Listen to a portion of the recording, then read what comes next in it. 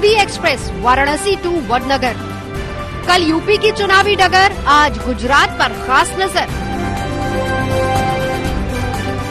वाराणसी को 1475 करोड़ के प्रोजेक्ट, वडनगर को हेरिटेज स्टेशन का तोहफा।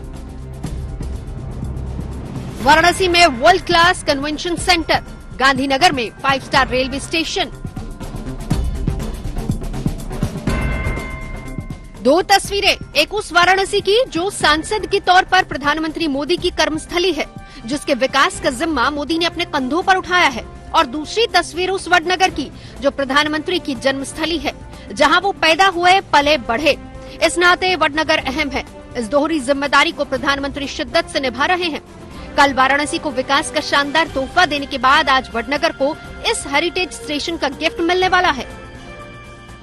वडनगर रेलवे स्टेशन को हेरिटेज लुक दिया गया है। इसकी इमारत को आप देख सकते हैं कि यहाँ पे जिस तरीके से ये पूरा वडनगर एक ऐतिहासिक नगरी है, उसी तरीके से यहाँ पे पत्थरों पर भी नक्काशी की गई है। पूरे इलाके में बेहतरीन डिजाइन की गई है। प्रवेश और निकास द्वार, इन दोनों को भी वास्तुशिल्प के रूप से डिजाइन किया गया है। यहाँ पे इसे ब्रॉडगेज लाइन के जरिए जोड़ा गया है। यहाँ पे किसी भी तरीके की जो यात्री ट्रेन हो या मालगाड़ी हो, वो बिना किसी रुकावट के यहाँ पे चल सकती है। और सबसे अहम जो फुट ओवर ब्रिज है, वो भी यहाँ पे बनाया गया है। और 445 मीटर लंबा रेलवे प्लेटफॉर्म यहाँ पे दिया गया है। वडनगर का ये रेलवे स्टेशन प्रधानमंत्री मोदी के जीवन पथ का अहम पड़ाव है। इसी रेलवे स्टेशन पर उनके पिता की चाय की दुकान थी।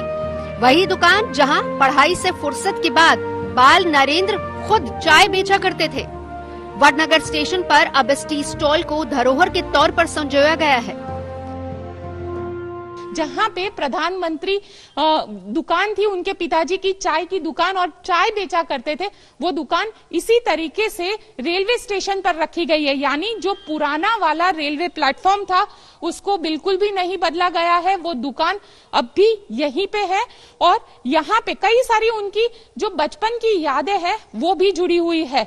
आपको दिखाऊंगी कि यही वो दुकान है जहां वो अपने पिताजी दामोदर दास जी के साथ चाय बेचा करते थे। जब ट्रेन यहाँ से गुजरती थी, ट्रेन रुकती थी, तब वो यहाँ पे जब स्कूल से यहाँ पे आते थे, तो वो ट्रेन में चाय देने का काम करते थे। प्रधानमंत्री नरेंद्र मोदी आज इस हेरिटेज स्टेशन का वर्चुअल उद्घाटन करेंगे, तो शायद अतीत की वो तमाम तस्वीरें एक बार फिर से उनके जहन में जरूर कौंध जाएंगी। वडनगर में बचपन का वो संघर्ष याद आएगा जो उनके हौसले की बुनियाद बना। याद आएगा वडनगर का ये तालाब जिससे उनका बचपन, बालपन जुड़ा है। प्रधानमंत्री नरेंद्र मोदी जब बचपन में, कहा यह भी जाता है कि जब वो बचपन में यहाँ पे खेलने के लिए आए थे, तो एक बार वो अपने साथ मगरमच्छ के बच्चे को अपने घर ले आए थे। इसी शर्मिष्ठा तालाब से वो मगरमच्छ के बच्चे को लेकर आए थे। और फिर जब उनकी माँ के जरिए उनको बताया गया, तब उन्होंने वापस इसी शर्मिष्ठा तालाब में मगरमच्छ के बच्चे को छोड़ दिया था। अब ये तालाब है जो आप देख सकते हैं, यहाँ के लोगों के लिए पर्यटक का सबसे बड़ा एक जगह है।